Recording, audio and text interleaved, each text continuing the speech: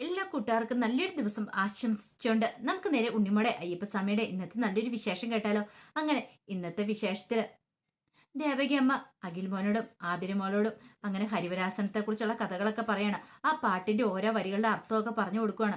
അങ്ങനെ അതൊക്കെ കേട്ടോണ്ടിരുന്ന കുട്ടികൾ ഉറങ്ങുവാണ്. ഈ സമയത്ത് ഹരിവരാസനമൊക്കെ കേട്ട് അയ്യപ്പസ്വാമി ഇങ്ങനെ ഇരിക്കുക.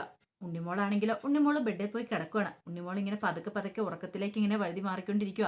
അങ്ങനെ അവസാനം ഹരിവരാസനം പാടി തീർന്ന ഉടനെ ഉണ്ണിമോളും കിടന്ന് നല്ല ഉറക്കമായി. അങ്ങനെ പിറ്റേ ദിവസം നേരം വെളുത്ത പോലെ ഉണ്ണിമോൾ അറിഞ്ഞില്ല. നേരം വെളുത്തു കഴിഞ്ഞപ്പം ഉണ്ണിമോളെ വിളിക്കാനായിട്ട് അവിടെ ആ വീട്ടിലുണ്ടായിരുന്ന ആ സ്ത്രീ വരുവാണ്. പിന്നീട് ഉണ്ണിമോളെ വിളിച്ചു, ഇത് എന്തിനും ഉറക്കുക, നേരം വെളുത്തിട്ട് എത്ര സമയമായെന്ന് അറിയാമെന്ന് ചോദിക്കുകയാണ്. പെട്ടെന്ന് ഉണ്ണിമോള് കണ്ണു തുറന്ന് ചുറ്റും നോക്കുകയാണ്. അവരുടെ കയ്യിൽ ഉണ്ണിമോള് കിടാനുള്ള ഒരു ഡ്രസ്സ് ഉണ്ടായിരുന്നു, ഒരു പട്ടുപാവാട. അതെ, ഇത് ചിത്ര പൗർണമിയുടെ മോളിത് ധരിച്ച് കുളിച്ചിട്ട് ഇതും ധരിച്ചുകൊണ്ട് വന്നോളാൻ പറയാണ്. അങ്ങനെ ഉണ്ണിമോൾ എന്ത് ചെയ്യാണ്, പോയി കുളിയെ കഴിഞ്ഞ് വേഷം മാറി അങ്ങോട്ട് വരുവാണ്. വേഷം മാറി വന്നിട്ട് അവിടെയെല്ലാം നോക്കുക. അവിടെ എങ്ങും തമ്പുരനെ കണ്ടില്ല. ഈ തമ്പുരു ഇത് എവിടെയാ എന്താന്നും അറിയത്തില്ല. ഉണ്ണിമോള് കുറെ മുറികളൊക്കെ കയറി ഇറങ്ങി നോക്കി, പക്ഷെ ഒരിടത്തും കണ്ടില്ല. അപ്പോഴാണ് ഉണ്ണിമോൾ അങ്ങോട്ട് പോകുമ്പോൾ ആ കാഴ്ച കാണുന്നത്. ഒരു ആട്ടുകട്ടിലിരുന്ന തമ്പുരുവിന്റെ മുടി ചീകി കൊടുത്തോണ്ടിരിക്കുകയാണ് ആ സ്ത്രീയെ.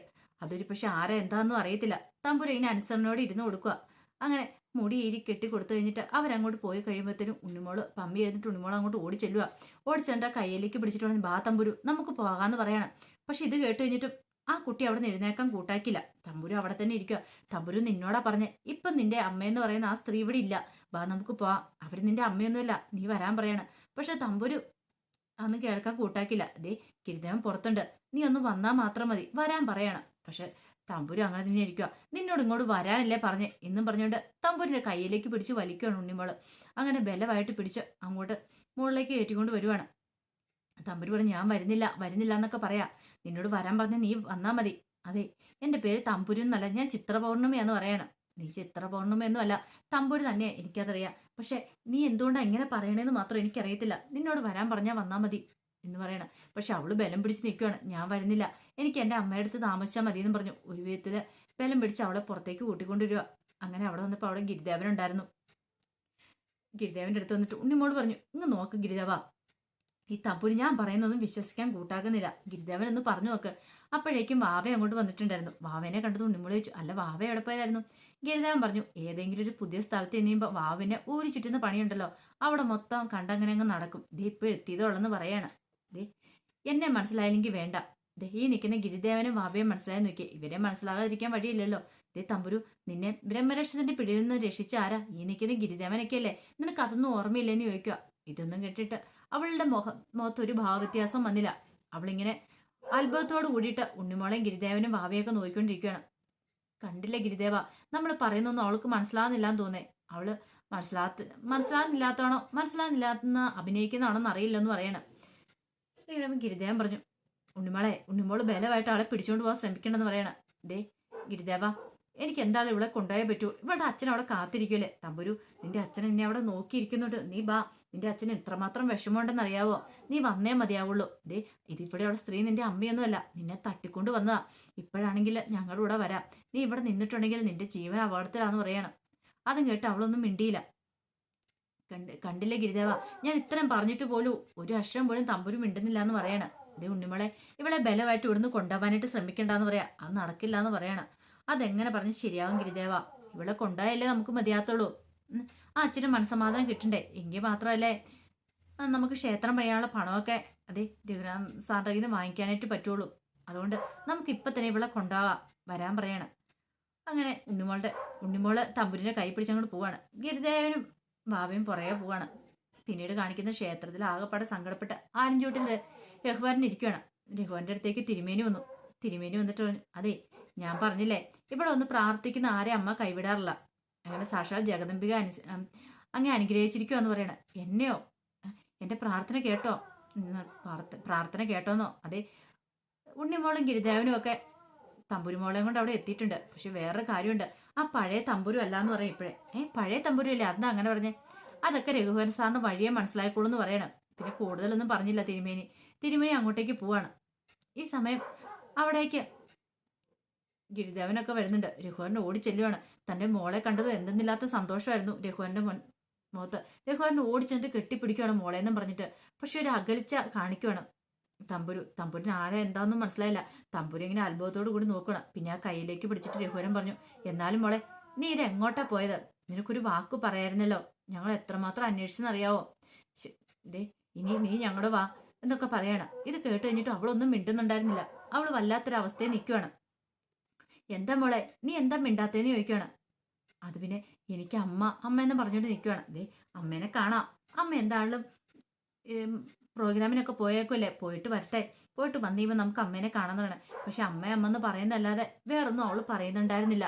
അവസാനം എന്തോ വല്ലായ്മ തോന്നി അയാൾ രഘുവരന് തന്നെയാണെങ്കിലും. ഈ സമയം തിരുമേനി അങ്ങോട്ട് വന്നു. തിരുമേനി വന്നിട്ട് പറഞ്ഞു, ഞാൻ പറഞ്ഞില്ലായിരുന്നോ എന്തോ ഒരു പ്രത്യേകത ഉണ്ടെന്ന്. ഇവള് പോയപോലെ തന്നെയല്ല തിരിച്ചു വന്നിരിക്കുന്നത്. ഇവളുടെ മനസ്സിൽ എന്തോ ഒരു ബുദ്ധിമുട്ടുണ്ട്. ഇവളൊരു പക്ഷേ രഘുവരൻ സാറിനെ തിരിച്ചറിഞ്ഞിട്ടില്ല. അതിന്റെ കാരണം എന്താ, അവിടെ എന്തോ സംഭവിച്ചിട്ടുണ്ട്. ഒന്നെങ്കിൽ അവിടെ ചെന്നിട്ട് ഇവളുടെ മനസ്സിനെ മാറ്റുന്ന എന്തോ മരുന്ന് കൊടുത്തിട്ടുണ്ട്. എന്തൊക്കെയോ കാര്യങ്ങൾ നടന്നിട്ടുണ്ട്. അതാന്ന് പറയാണ്. ഗിരിദേവനോട് രഘുവരൻ ചോദിച്ചു, എന്താ ഗിരിദേവ, എന്താ ഞാൻ ഈ കാണുന്നതും കേൾക്കുന്നൊക്കെ ഒന്നും അങ്ങോട്ട് മനസ്സിലാവുന്നില്ലല്ലോ. എന്റെ കുട്ടി തന്നെയായത് എനിക്ക് ഉറപ്പുണ്ട്. പക്ഷെ ഇവൾക്ക് ഞങ്ങളെ തിരിച്ചറിയാണ്ട് സാധിക്കുന്നില്ല. അതെന്തുകൊണ്ടാന്ന് ചോദിക്കുകയാണ്. ഗിരിദേവൻ പറഞ്ഞു, ഒരു പക്ഷേങ്കില് തിരുമേനി പറഞ്ഞില്ലേ അവിടെ ചെന്നിപ്പോ എന്തെങ്കിലും കലക്കി കൊടുത്തിട്ടുണ്ടായിരിക്കാം. അതുകൊണ്ടായിരിക്കും ഇവളുടെ മനസ്സ് മാറിയിരിക്കുന്നത്. ഒരു കാര്യം ചെയ്യാം, അവിടെ ചെല്ല. ആ സ്ത്രീ ആരാ തട്ടിക്കൊണ്ടു പോയതെന്നൊക്കെ ആരാന്നറിയാം. അവരെ കണ്ടു കഴിയുമ്പോൾ സത്യാവസ്ഥയൊക്കെ പുറത്തു വരുള്ളൂ എന്ന് പറയാം. രഘുവരൻ പറഞ്ഞു, ശരിയാ, ഒരു പക്ഷെ അന്ന് ക്ഷേത്രത്തിൽ നിന്ന് അവരായിരിക്കും തട്ടിക്കൊണ്ട് പോയിരിക്കുന്നത്. അങ്ങനെയാണ്, അവരെ കാണണം. അവരെ കണ്ടു കഴിഞ്ഞാൽ കാര്യങ്ങളുടെ നിജസ്ഥിതി അറിയാനായിട്ട് സാധിച്ചിരിക്കും. അപ്പൊ നമുക്ക് ഇപ്പൊ തന്നെ പോയേക്കാന്ന് പറയാണ്. അങ്ങനെ കുട്ടികളെല്ലാം കയറ്റിക്കൊണ്ട് രഘുവരൻ അങ്ങോട്ട് പോവാണ്. ആ വീട് ലക്ഷ്യമാക്കി അങ്ങോട്ട് പോവാണ്. പോകുന്ന വഴിക്കൊക്കെ ഒരു അപരിചിത്വമാണ് തമ്പുരുമോൾക്ക് തോന്നിയത്. തമ്പുരുമോള് രഘുവന്റെ മുഖത്തേക്ക് നോക്കാൻ പോലും കൂട്ടാക്കുന്നുണ്ടായിരുന്നില്ല. അങ്ങനെ ആ വീട്ടിലേക്ക് ചെന്ന് കഴിഞ്ഞപ്പോഴത്തേനും തമ്പുരു അവിടെ ഇങ്ങനെ നിൽക്കുകയാണ്. തമ്പുരുവിനാണെങ്കിൽ തമ്പുരുവിന്റെ അമ്മേനെ കണ്ട ചുറ്റും നോക്കുകയാണ്. രഘുവരൻ പറഞ്ഞു, ഉണ്ണിമോളോട് ചോദിച്ചു, അല്ല ഉണ്ണിമോളെ ആ സ്ത്രീയുടെ പേരെന്തോന്ന് മറ്റോ അറിയാമെന്ന് ചോദിക്കുകയാണ്. പേരെനിക്ക് അറിയില്ല, ഞാൻ പറഞ്ഞില്ലായിരുന്നു ഇങ്ങോട്ട് വന്നപ്പം രഘുവരൻ സാറിനോട് ഒരു കൊറിയറിന്റെ കാര്യത്തെ പറ്റിയൊക്കെ. ആ കൊറിയറിലുണ്ടായിരുന്ന ഒരു പേര് എന്തോ കാളിന്തിന്നോ അങ്ങനെ എന്തോ ആണെന്ന് തോന്നേ. പിന്നീട് രഘുവരൻ അവിടെ കിടന്നു ഉറക്കെ വിളിക്കുകയാണ് കാളിന്തി എന്നൊക്കെ പറഞ്ഞുകൊണ്ട്. പക്ഷെ ആരും വിളിയിട്ടില്ല. ഇതിപ്പോ എവിടെ പോയി? ഒരു പക്ഷേങ്കില് പോലീസ് വരുമെന്ന് ഓർത്തിട്ട് ചിലപ്പം മുങ്ങിയതായിരിക്കും. പോലീസിനെ കൂട്ടി നമ്മൾ വരുമെന്ന് ഓർത്തിട്ട് അങ്ങനെയാണ് അവരെ വെറുതെ വിടില്ല. ഞാനൊന്ന് അകത്ത് കയറി നോക്കട്ടെ എന്ന് കരുതിയിട്ട് അകത്ത് കയറി അവിടെ എല്ലാം നോക്കുവാണ്. പക്ഷെ അവിടെ ഒന്നും കണ്ടെത്താനായിട്ട് സാധിച്ചില്ല. ഈ സമയത്ത് തമ്പുരു അവിടെ നിൽക്കുക. തമ്പുരുവിനോട് ഉണ്ണിമോള് പറഞ്ഞു, ഇത് തമ്പുരു, ഇതേ നിന്റെ അച്ഛനായത്. നീ അച്ഛൻ്റെ കൂടെ വേണം വരാനായിട്ട്. നിന്റെ മനസ്സ് വേറെ എന്തൊക്കെയാന്ന് എനിക്ക് പോലും അറിയത്തില്ല. പക്ഷേങ്കിൽ ഒരു കാര്യം ഉറപ്പാ, ആ സ്ത്രീ നിന്റെ അമ്മയല്ല. ഞങ്ങൾ പറയുന്നതനുസരിക്ക് ഞങ്ങളൂടെ വരാൻ പറയണം. അപ്പൊ ഇതിന്റെ ഇടയ്ക്ക് ക്ഷേത്രത്തിൽ വെച്ചിട്ട് തമ്പുരിനെ കിട്ടിയ സന്തോഷത്തിൽ കൊണ്ട് പ്രാർത്ഥിക്കാനായിട്ട് രഘുവരൻ പോയിട്ടുണ്ടായിരുന്നു. ദേവിയുടെ ശ്രീകോളിന്റെ മുന്നിലേക്ക്. ആ സമയത്ത് അവിടെ വെച്ച് തമ്പുരു അവിടെ നിന്ന് ഓടിപ്പോ രക്ഷപ്പെടാൻ ശ്രമിച്ചിട്ടുണ്ടായിരുന്നു. അതൊക്കെ ഇങ്ങനെ ഉണ്ണിമ്മയുടെ മനസ്സിൽ കിടപ്പുണ്ട്. ഒരു പക്ഷെ ഇനി ഇവിടെ നിന്ന് ഓടിപ്പോകാൻ ശ്രമിക്കുമോ എന്നൊരു ചിന്തയുണ്ടായിരുന്നു. പക്ഷെ ഇതിവളുടെ ഇപ്പൊ വീടാന്നല്ലേ ഇവള് പറയണേ. തമ്പുരു ഇങ്ങനെ അങ്ങോട്ടും ഇങ്ങോട്ടും നോക്കുവാണ്. പക്ഷെ അവിടെ എങ്ങും തനിക്ക് പരിചയമുള്ളൊരു മുഖം പോലും കണ്ടില്ല. ആ സമയത്ത് അതിലൂടെ എല്ലാം അന്വേഷിച്ച് അങ്ങോട്ടും ഇങ്ങോട്ടും നടന്നു കഴിഞ്ഞിട്ട് പിന്നെ എന്ത് ചെയ്യുവാണ്, രഘുവരൻ കുറെ ദൂരം നടന്നു കഴിഞ്ഞിട്ട് തിരികെ ഇങ്ങോട്ട് വരുവാണ്. തിരികെ വന്നിട്ട് പറഞ്ഞു, അതെ ഇവിടെ എങ്ങും കണ്ടില്ല, ആരെയും കണ്ടില്ലെന്ന് പറയണേ. ഇത് കേട്ട് കഴിഞ്ഞപ്പോൾ ഗിരിദേവനും ഭാവയും കൂടെ പരസ്പരം നോക്കുവാണ്. അപ്പൊ അതിന്റെ വിശേഷങ്ങളൊക്കെയാണ് കണ്ടത്. ഇതിന്റെ ബാക്കി വിശേഷങ്ങളുമായിട്ട് വൈകുന്നേരത്തെ പ്രമോയി വരാട്ടോ. ഒരിക്കൽ കൂടി എല്ലാവർക്കും നല്ലൊരു ദിവസം ആശംസിച്ചുകൊണ്ട് നിർത്തുന്നു. നന്ദി.